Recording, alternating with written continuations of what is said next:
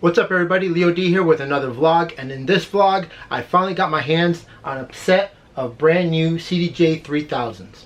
Now I have to tell you that I've had them for a week, and after you've used these for a while, when you go back to use one of the older CDJ 2000 Nexus, you can really tell the difference between the two. Now I'm not going to go over the obvious enhancements that Pioneer did with these units. For example, the larger screen, the smoother platter, and the quicker load times.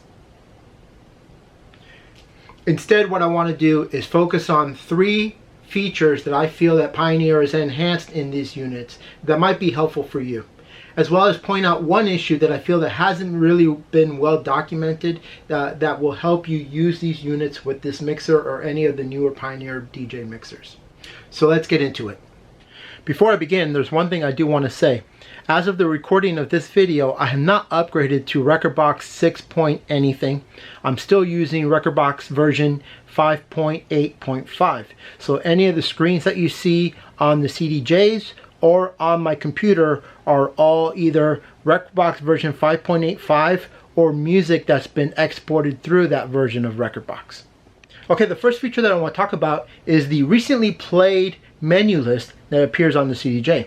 Now this might be a new feature to you, or it might be a feature that you're very much aware of. For me, I think I had the CDJs for maybe about a month or two before I realized how I could find this list. On the CDJ, I've already loaded up a bunch of songs that I've already played. Now I'm going to go ahead and load up one more song here, okay? And if while you're at this point where the song is playing or the song is paused, but at this screen right here, if you press the menu button, you could see a list of 8 of the last songs that you loaded on this individual unit. Now this comes in handy if for some reason you just play a quick sample from a song, go to another song, and then come back to that previous song. You don't have to go back to your playlist or other method of picking a song. You can just pick it from this previously load track menu. Now on the CDJ 3000, because the screen has more real estate, you can press that same menu button while you're at this screen right here and see the previous loaded tracks. And not only do you have the list of tracks, but you also have the BPM and the key signatures as well. And they will highlight green if the master player and this specific song match keys or are some type of key combination that is positive. Now, the second feature I want to talk about concerns playlists. So if you're like me, you have your software set up where you have a whole bunch of playlists, and each one of those playlists has a bunch of music in them. But in the Rekordbox software, you also have the ability to create subcategories within your playlist. For example, I'm going to go down here to this international folder, and if I expand this folder, now I see a bunch of country names where I have put music inside of there based on the different country. So when you export this information out to and look at it on the CDJ, I always found it interesting that anytime you look at your playlists and those playlists had subcategories, those folders would appear first at the top of the playlist menu. And then if you scroll down, you could see, because they're laid out in alphabetical order, that now the single layer or single level playlists appear in alphabetical order. For example, here's that international music folder that we were looking at before, and then all the subcategories. Now on the CDJ 3000, when you look at your playlist, they're all in alphabetical order, regardless of whether they're a single level or single layer, or if they have subcategories. For example, that international folder now appears at the bottom of my playlist.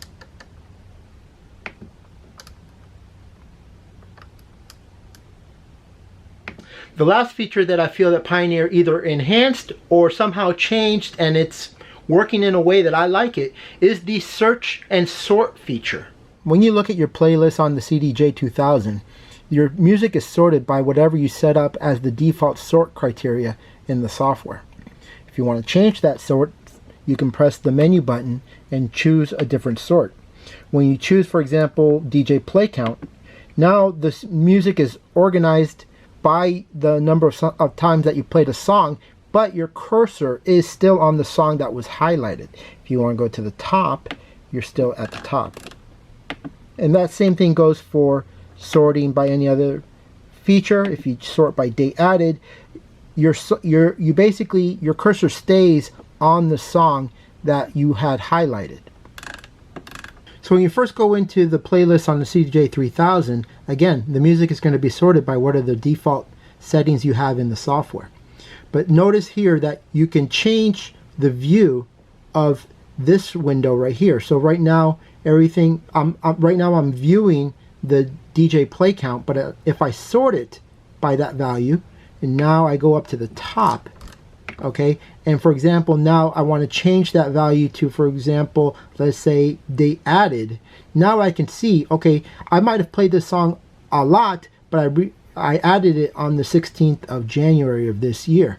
So I could actually, and by changing that, it doesn't change the view or the order of the music, which is a feature that I find very interesting, and I'm starting to like it, because now what I can do is I can sort my music by play count, right?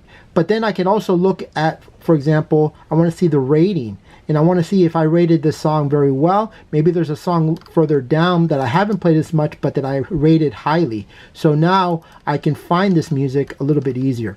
That's a feature I feel Pioneer has enhanced, and I can definitely see it coming in handy. So just like everybody else, when I got this gear, I hooked it all up, and I want to try out all of the new features that came with it. And one of the features I was trying to get to work for me was the preview feature.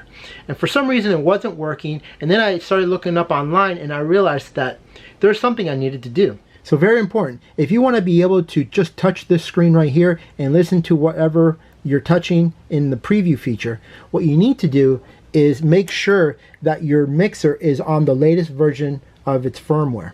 Now my mixer was on version 2.05, so I upgraded to 2.07. Now I can come over here and press the Q button, raise the volume on the headphones, and then press this right here.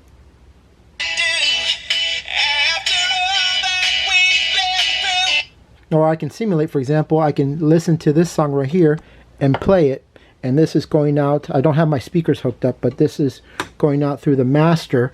And then if I want to hear something down here and say, oh, what's happening here?